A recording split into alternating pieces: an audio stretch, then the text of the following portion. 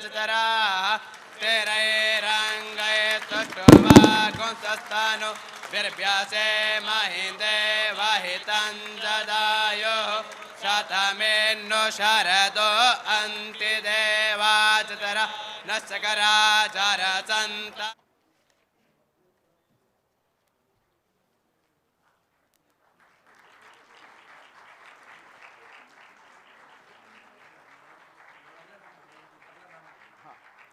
अगला नाम है आचार्य स्वामी श्री गोविंद देव गिरि जी महाराज जी का।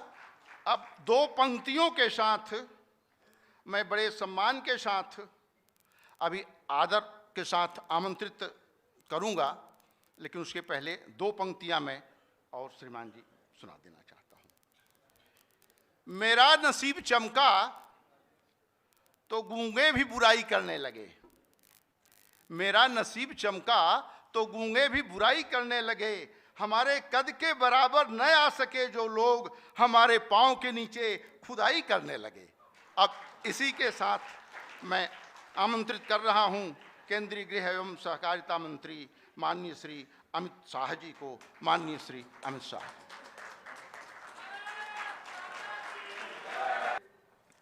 भारत माता की।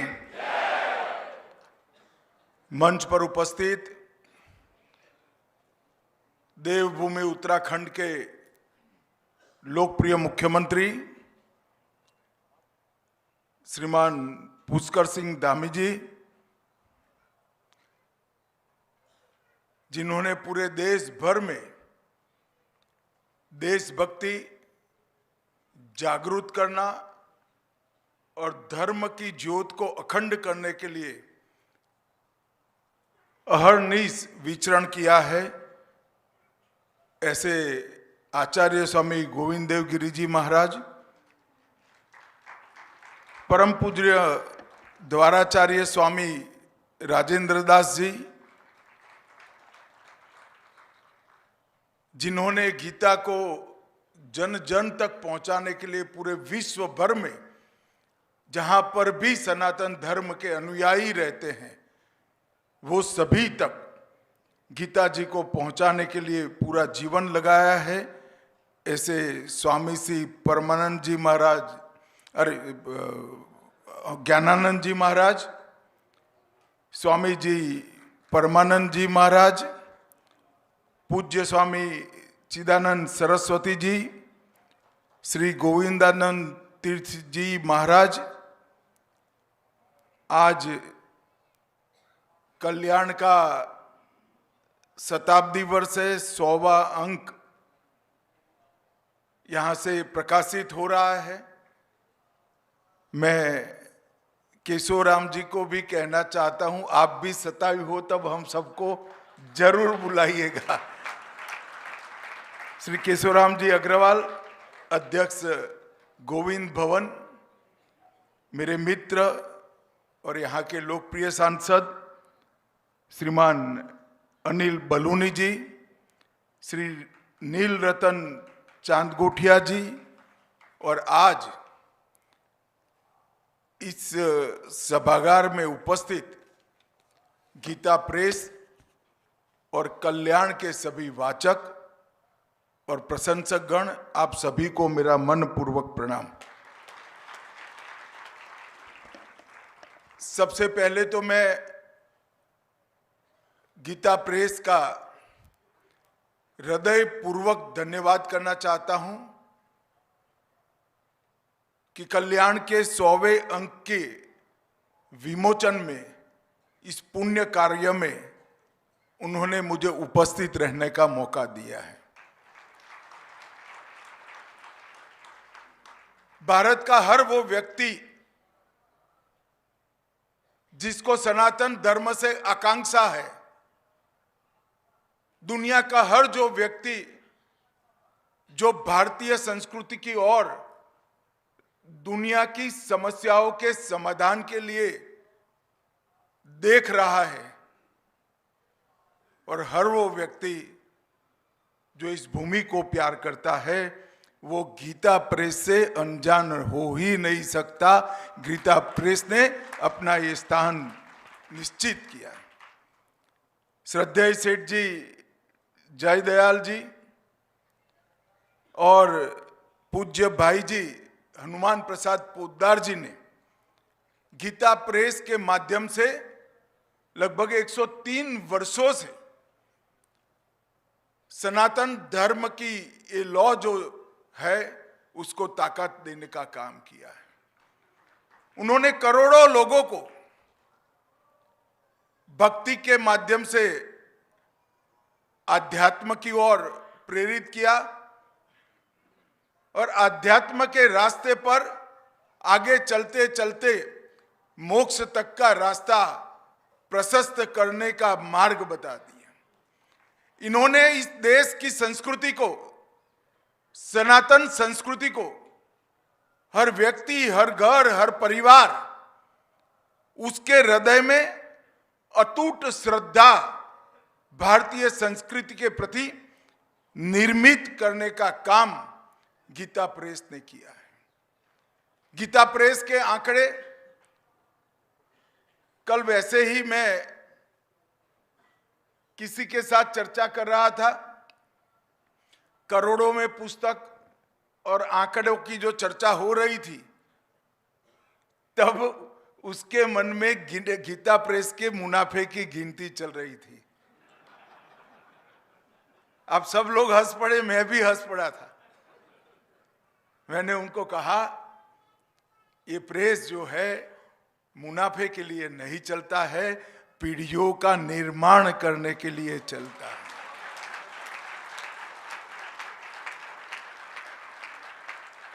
और प्रभु की दया देखिए, ये दो महापुरुषों का जीवन का तप देखिए।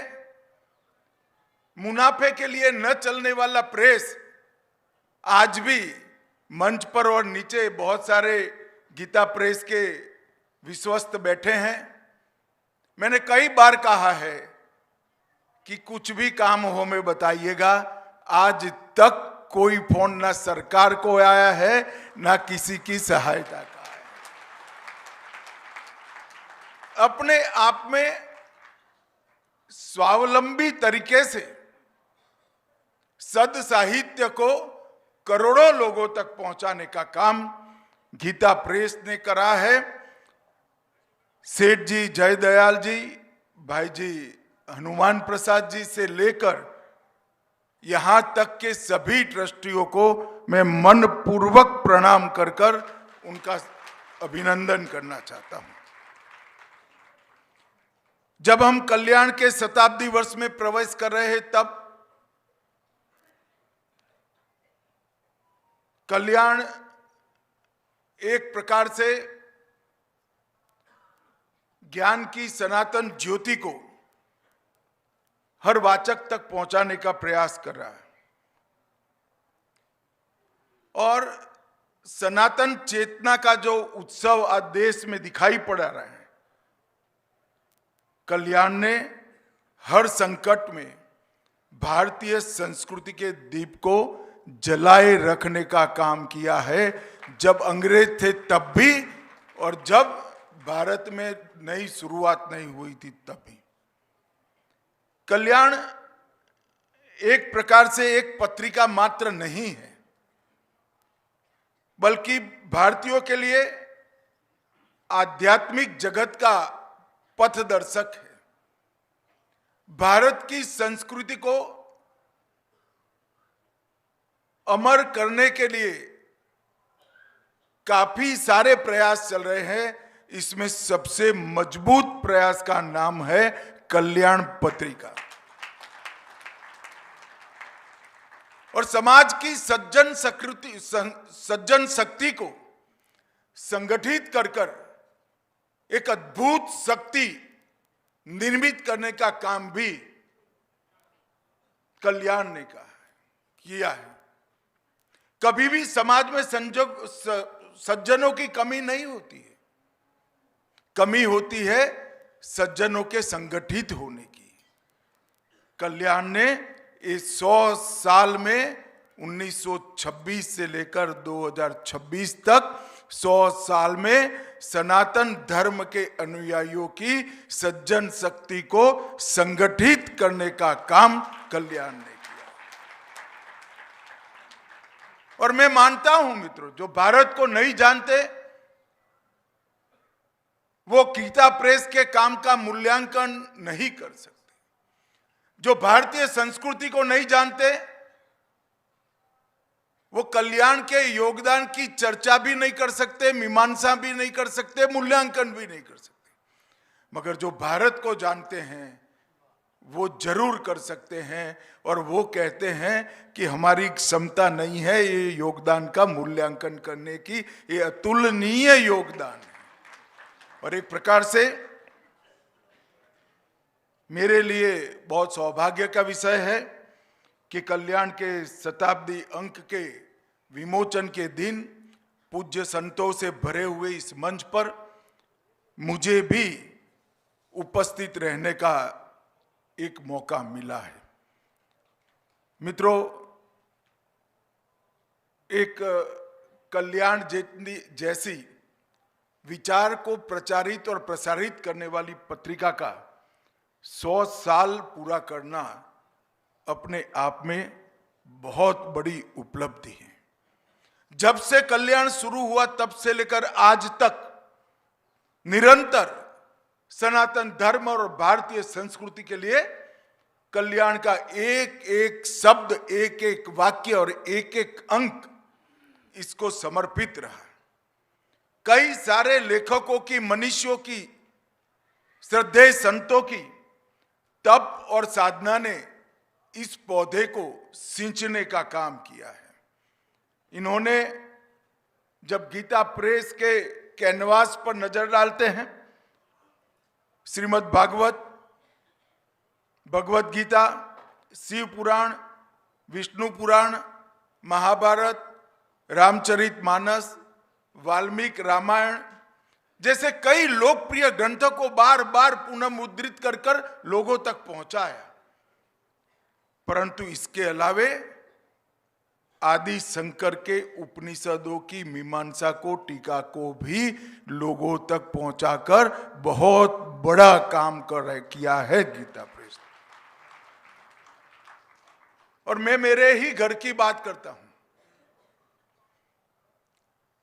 मैं तो बहुत छोटा था और मेरी दादी चल बसी, मगर मेरी बहनों से मैंने सुना है मेरी दादी जो गीता पढ़ती थी वो गीता प्रेस की थी। मेरी माँ ने भी गीता प्रेस के पुस्तक पढ़े और आज मेरी पोती भी अपनी स्कूल के बक्से में हनुमान चालीसा रख कर जा रही है, वो गीता प्रेस का। 4-4 पीढ़ियों से सनातन के रास्ते पर हर पीढ़ी को वो ही साहित्य जरा भी डाइल्यूट करे बगैर, इसके अंदर विकृति लाए बगैर लोकभोग्य बनाने का काम गीता प्रेस ने किया है। मैं मानता हूं, मनपूर्वक मानता हूं कि भाई जी जैसा सनातन की सेवा करने वाला दूसरा व्यक्ति शायद युगों में कोई हो पाए। इतनी बड़ी सेवा पूज्य भाई जी ने करी है। सनातन ने अब तक 100 विशेषांक सनातन समर्पित कल्याण ने प्रकाशित किए और ये सभी विशेषांकों ने जिस विषय को हाथ में लिया इसका संपूर्ण दर्शन एक ही विशेषांक में वाचकों के सामने रखा। 1932 का श्री कृष्ण अंक श्री कृष्ण को श्रद्धा की दृष्टि से, श्री कृष्ण को राजनीतिज्ञ के रूप में, श्री कृष्ण को तत्वज्ञानी के रूप में, फिलसॉफर के रूप में, और श्री कृष्ण को एक प्रकार से सभी दुष्टों का दमन करने वाले महापुरुष के रूप में अनेक रूप से एक ही अंक में कल्याण ने लोगों के सामने रखने का काम किया है। योग अंक आज तो प्रधानमंत्री जी ने जब से योग दिन विश्व में स्वीकृत किया तब से बहुत योग को लोकप्रिय हुआ है, न केवल भारत, पूरे विश्व में हुआ है और पूरे विश्व के लोगों के मन, शरीर, आत्मा को जोड़ने का काम योग करा है। मगर कल्याण ने योग अंग 1936 में प्रकाशित किया था और योग की व्याख्या, योग का स्वरूप और योग की प्रणालियों पर विस्तार से प्रकाश डालने का काम किया था। और स्वतंत्रता के बाद जो पहला अंक प्रकाशित हुआ वो अंक नारी अंक था। सनातन धर्म के अलावे कौन धर्म में मां का महिमा मंडन इतनी महान तरीके से किया होगा। और जब आजाद हुए इसके बाद में पहला अंक नारी अंक के रूप में प्रकाशित किया गया। हिंदू संस्कृति पर जो अंक आया वो उस समय आया जब जवाहरलाल नेहरू जी के समय में पाश्चात्य असर से हमारे देश की नीतियां घड़ी जा रही थी। 1950 का वो वर्ष था। देश की शिक्षा नीति, देश की विदेश नीति, देश की रक्षा नीति, देश की व्यापार नीति जब पश्चिम के विचारों से प्रभावित होकर बन रही थी, उस वक्त कल्याण ने चुपचाप कुछ करे बगैर हिंदू संस्कृति अंक प्रकाशित किया। इसमें हिंदू धर्म दर्शन, हिंदू आचार विचार, हिंदू रीति रिवाज, पर्व उत्सव, कला संस्कृति, हिंदू आदर्श और हिंदू सनातन ग्रंथों में नीतियों के लिए जितने भी उल्लेख है, चाहे नारद युधिष्ठिर संवाद हो, चाहे शांति पर्व की बात हो, चाहे रावण लक्ष्मण संवाद हो, चाहे यक्ष और गंधर्व और युधिष्ठिर का संवाद हो, ये सारी चीजों को कुछ बोले बगैर भारत की जनता के सामने रखने का काम कल्याण ने किया। मुझे मालूम नहीं है उस वक्त उन लोगों ने क्या सोचा गया। मेरा तो जन्म भी उसके 12 साल के बाद हुआ, परंतु निश्चित रूप से विचार होगा कि जब देश आजाद होकर अपनी नीतियां बना रहा है, वो नीतियों का मूल हमारा मूल विचार होना चाहिए, नहीं कि पाश्चात्य विचार होना चाहिए। और ईश्वर की कृपा देखिए, आज शताब्दी का वर्ष है, ये जो यू टर्न लगाना था वो यू टर्न लगाने का काम तीव्र गति से नरेंद्र मोदी जी के नेतृत्व में आज चल रहा है। वेद कथा अंक, आरोग्य अंक, बोध कथा अंक जो शिक्षा के लिए बहुत महत्वपूर्ण है, ये सारी चीजों को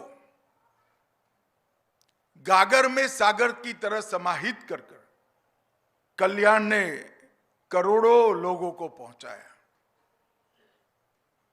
वैसे तो गीता प्रेस और कल्याण में कई लोगों का योगदान है, वरना 100 साल तक कोई संस्था भी नहीं चलती, 100 साल तक इस प्रकार का सात्विक पत्रिका भी नहीं चलता है। अनेक परिवारों ने, अनेक लोगों ने कुछ भी बोले बगैर, यश की अपेक्षा के बगैर जब समर्थन किया हो तभी ऐसी संस्थाएं चल सकती हैं। मगर मैं व्यक्तिगत रूप से भाई जी हनुमान प्रसाद पोद्दार का व्यक्तिगत रूप से बहुत बड़ा प्रशंसक हूं। इन्होंने सब कुछ छोड़कर अपना पूरा जीवन गीता प्रेस को समर्पित किया।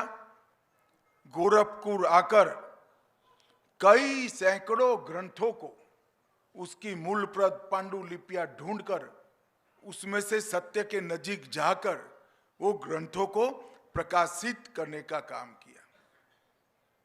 मुझे राष्ट्रीय स्वयंसेवक संघ के एक प्रचारक जिन्होंने भाई जी को देखा था, उन्होंने बताया था कि रात को 4-4 बजे तक एक दिए के प्रकाश में वो प्रूफ रीडिंग करा करते थे।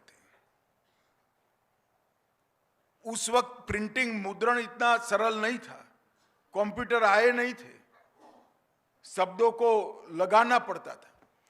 तो हाथ से लिखने से लेकर, टाइपराइटर से लेकर आज लिथो प्रेस तक की पूरी यात्रा गीता प्रेस और कल्याण ने देखी है। शायद ही कोई मुद्रण करने वाली संस्था होगी जिसने हस्तप्रत से लेकर आज 4 कलर में छपने वाले लिथो प्रेस तक की यात्रा एक ही संस्था ने की हो। वो संस्था गीता प्रेस है। और किसी व्यक्ति ने जब उनको पूछा था, कोई महिमा मंडन करने का उनका प्रयास किया, तो पूज्य भाई जी ने कहा, लिखता लिखवाता वो ही है, करता करवाता वो ही है, जो कहना है वो उसको कहो, सारा प्रभु को समर्पित करो। निर्लेप भाव से कर्मयोगी की तरह देश आजाद होगा वो देख चुके थे, मगर आजाद होने के बाद फिर से गुलाम न हो, ऐसा देश कैसे बनेगा? और सनातन धर्म के आधार पर न केवल भारत भू, पूरे विश्व का कल्याण करने के लिए इस देश का योगदान कैसे हो सकता है, वो सोचकर गीता प्रेस की नींव डाली, कल्याण शुरू किया और आज वो प्रवृत्ति 100 साल पूरा कर रही है। मित्रों, सत्व कितना पड़ा है संस्थाओं में। मैं कई संस्थाओं के शताब्दी समारोह में गया हूं। आजकल कर 50 साल हो गए मेरे सार्वजनिक जीवन में। 15 साल का था तब से, पहले पेंडाल लगाता था, माइक लगाता था, दरी बिछाता था, वहां से लेकर आज भाषण कर रहा हूं। मगर 50 साल से सार्वजनिक जीवन में हूं मैं। कई संस्थाओं के शताब्दी समारोह मैंने देखे। गीता प्रेस और कल्याण से 1/10 भाग भी योगदान ना हो, ऐसी संस्थाओं के शताब्दी में भी मैं गया हूं और करोड़ों रुपया खर्च कर ये शताब्दियां मनाई दी जाती है। मैं आज यहां उतरा, सत्संग की भूमि पर ले गए, भगवान लक्ष्मी नारायण का दर्शन कराया, गंगा जी की पूजा कराई और कल्याण की तरह ही, कल्याण पत्रिका की तरह ही संतों की उपस्थिति में एक सात्विक समारंभ में इस 100वां अंक प्रकाशित कर दिया। और मैं तो जितने भी गीता प्रेस के यहाँ करता धरता बैठे हैं, इनको करबद्ध निवेदन करना चाहता हूं, इसको बनाए रखेगा। कोई जरूर 200वां अंक प्रकाशित करने के लिए आएगा अगर इसको हम बनाए रखें तो। ये बहुत बड़ी पूंजी है, बहुत बड़ी धाती है, क्योंकि सत्व की निर्मिति और सत्व का संग्रह चकाचौंध से नहीं हो सकता। सत्व का संग्रह और सात्विकों का संगठन इस शोरगुल से नहीं होता है, पैसों के प्रदर्शन से नहीं होता है। इसकी नींव पाताल जितनी गहरी होनी चाहिए और उसका आधार सत्व ही होना चाहिए। और गीता प्रेस और कल्याण ने एक कर बताया है। और भाई जी ने जो परंपरा डाली थी, वो परंपरा को आज तक आप लोगों ने बरकरार रखा है। मैं साच अर्थ में कल्पना नहीं कर सकता कि वेद, उपनिषद, वेदांग, पुराण और सनातन इतिहास, इतने बड़े कैनवास को एक संस्था कैसे अपने आप में समाहित कर करोड़ों लोगों को पढ़ने की सामग्री पूरी कर सकती है, वो आपने कर बताया है। और उस वक्त शुरू किया जब अंग्रेजों का दबदबा था, पाश्चात्य विचार की ओर देश के सभी लोग जा रहे थे, धर्म को अंधविश्वास कहना एक प्रकार से फैशन हो चुका था। तब भाई जी ने कोई आक्रामक भाषा का उपयोग नहीं किया, कोई आक्रामक भाषा का उपयोग नहीं किया। वो कठिन कालखंड में ज्ञान का कल्याण नामक एक दीप जलाने का काम किया और इसके अंदर उद्देश्य लोगों का मंगल और जगत का कल्याण, इसके अलावे कहीं नहीं। कोई संकुचितता नहीं थी, कोई मेरा तेरा नहीं था। समग्र विश्व के कल्याण की भावना को कल्याण में उन्होंने समाहित किया। तर्क, शास्त्र और शांति के माध्यम से जितना भी हमारे मूल विचारों का विरोध होता था उसका उन्होंने उत्तर दिया और निश्चित रूप से एक मार्ग हम सब के लिए प्रशस्त किया कि सनातन की रक्षा शोर से नहीं हो सकती, शोरगुल से भी नहीं हो सकती। सनातन की रक्षा शास्त्र और तर्क से ही हो सकती है और कोई रास्ता नहीं। और अंततोगत्वा आज कल्याण शताब्दी समारोह मना रहा है, उस वक्त वो बात सिद्ध हो गई है। गीता प्रेस ने कभी भी अपने महिमा मंडन के लिए कुछ नहीं किया, प्रचार के लिए भी कुछ नहीं किया, अपना साम्राज्य खड़ा करने के लिए भी कुछ नहीं किया, ना धन एकत्रित करने के लिए कुछ किया, क्योंकि गीता प्रेस का विचार व्यक्ति केंद्रित नहीं था, विचार केंद्रित था। उन्होंने विचार के माध्यम से ही गीता प्रेस को हमेशा के लिए प्रासंगिक बनाए रखने का उद्यम किया। और कल्याण ने हमें बता दिया कि सभ्यताएं तलवार से नहीं, शब्दों और ज्ञान से ही खड़ी होती है। और शब्द तब प्रभावी होते हैं जब वो सत्य के और सत्व के चमकारे से चमकते हो। अगर शब्द में सत्य का अंश नहीं है, सत्व नहीं है, तो शब्द भी प्रभावी नहीं होते हैं। और आज उन्होंने, भाई जी ने जो नींव डाली और अभी जो लोग करता धरता है, वहां तक के सभी लोगों ने ऋग्वेद के विचारों को जमीन पर उतारा है। चारों दिशाओं से हमें कल्याणकारी विचार की प्राप्ति हो और अपने जीवन को इसके अनुरूप कर सके। और कल्याण ने इसको कर कर बताया है। मित्रों, आज अभी मैं दुनिया भर की पुस्तक प्रकाशित करने वाली संस्थाओं का मेला लगा था। मैं कोई उद्घाटन करने नहीं गया था, मैं एक वाचक में रूप में वहां घूमने गया था। गीता प्रेस का भी स्टोर था, मैं गया भी था, कुछ खरीदा भी। बाहर जीन्स टी शर्ट पहनी हुई एक किशोरी, एक युवा लड़की खड़ी थी। मैंने पूछा, बेटा तुम क्यों आई हो? या कि आई थी तो माँ ने एक चिट दिखाया, ये पुस्तक लेने के लिए माँ ने कहा था, मगर मैंने मेरे लिए 3 पुस्तक खरीदे हैं। मैंने बोला क्या लगा तुम? कि 8वां स्टोर है मेरा, मुझे मालूम नहीं पड़ता है संस्था कैसे चल रही है, इतनी कम दाम में इतने अच्छे प्रिंटेड पुस्तक कैसे मिल रहे हैं, मेरी तो समझ में ही नहीं आ रहा है। और गीता प्रेस ने कर कर दिखाया है। जो पुस्तक की लागत हजारों रुपया होनी चाहिए, वो 50 और 100 रुपये के दाम में गीता प्रेस ने पाठकों को उपलब्ध कराया है।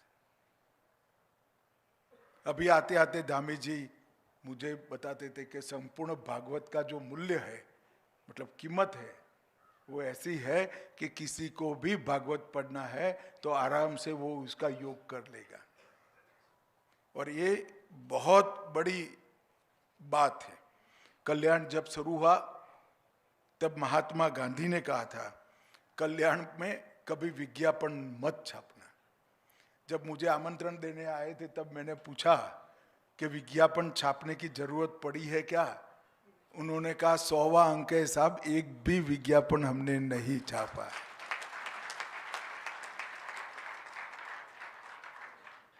महात्मा ने उस वक्त कल्याण के कर्ता धर्ताओं को कहा था कि विज्ञापन मत छापना, आध्यात्मिक ग्रंथों और पत्रिकाओं को बाजार के दबाव से मुक्त रहना चाहिए। और वो सलाह को आज तक कल्याण निरंतर पालन करता आया है और शून्य विज्ञापन वाली शायद देश और विश्व की इस सबसे पहली पत्रिका होगी जो शून्य विज्ञापन से चल रही है।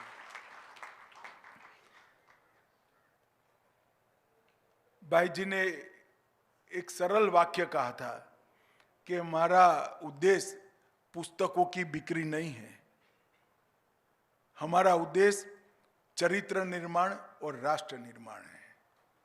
और वो बात को भी गीता प्रेस ने अब तक आगे बढ़ाया है। 2021 में गांधी पीस प्राइज, एक प्रतिष्ठित अवार्ड गीता प्रेस संस्था को भारत सरकार ने दिया, और 22 में स्वर्गस्थ राधेश्याम खेमका को मरण उपरांत पद्म विभूषण भी भारत सरकार ने देकर ये कार्य की अनुमोदना करने का प्रयास किया है। गीता प्रेस ने अनेक प्रकार के साहित्यों की रचना की और इसके कारण राष्ट्र में एक चेतना जागृति हुई।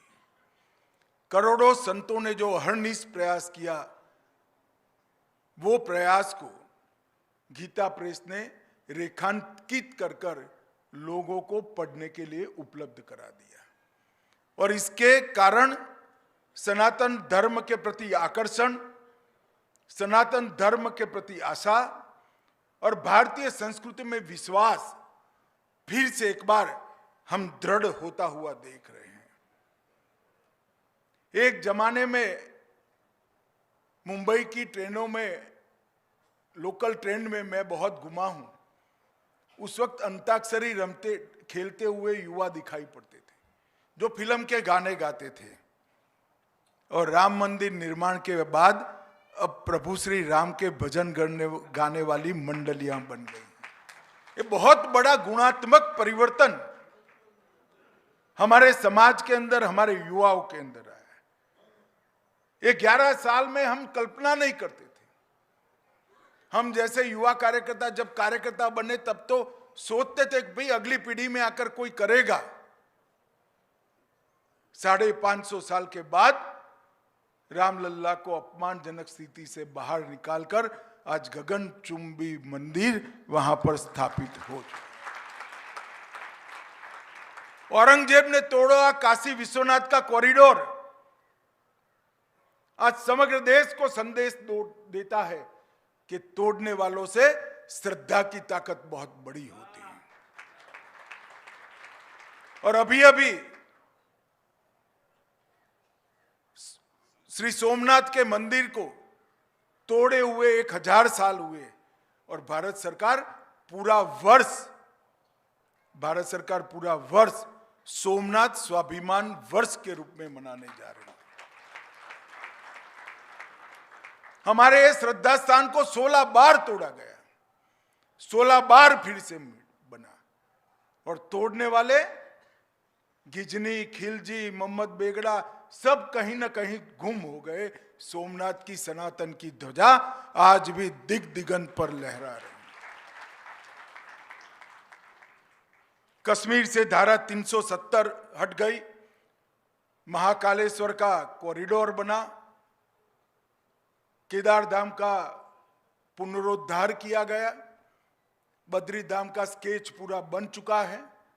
देश भर में लगभग 35 से ज्यादा तीर्थों को पुनः जागृति के लिए उनके महिमा मंडन का और वहां व्यवस्थाओं का विचार हो रहा है।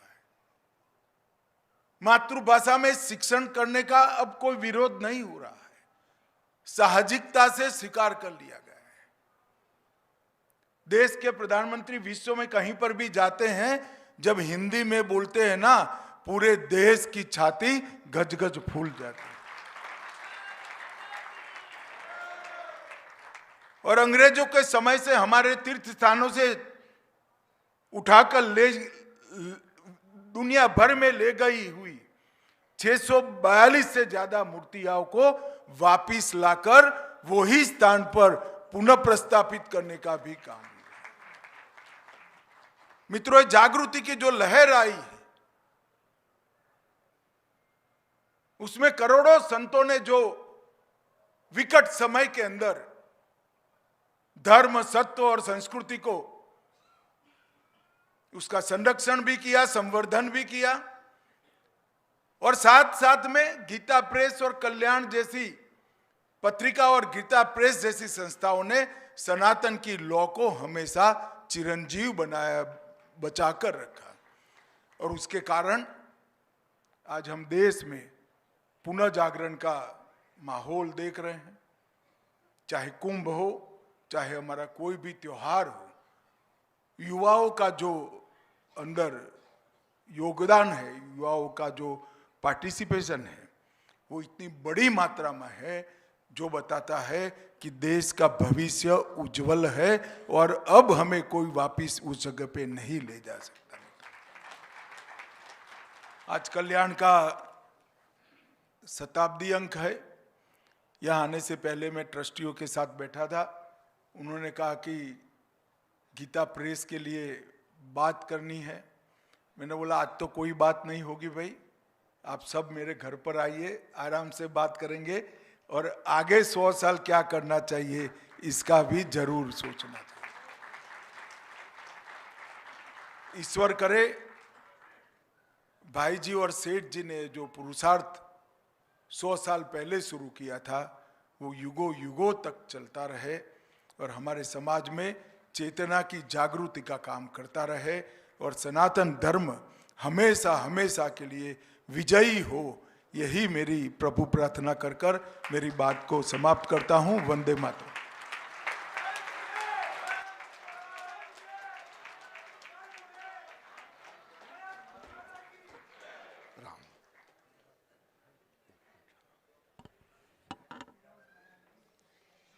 एक सबसे बड़ी महत्वपूर्ण बात जिसके लिए अभी आप लोगों ने अपने हाथों की ताकत रोक रखी है ताली बजाने के लिए, वो अब बजेगी जब मैं कहूँगा कि इस मंच से माननीय गृह मंत्री जी ने ये उद्घोष किया है कि जो भारत को जानता है वो गीता प्रेस को जानता है, और जो भारत को जानता है वो कल्याण का योगदान जानता है। ये बहुत बड़ी बात गीता प्रेस के लिए है।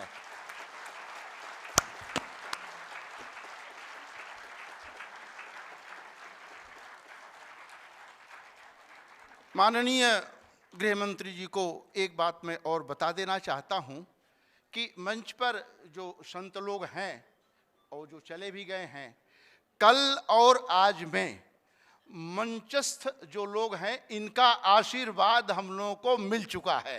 यहाँ से किसी न किसी रूप में आपके आने के पहले इन लोगों का आशीर्वाद हमको कुछ संतों का कल मिला था और कुछ संतों का आज मिला है।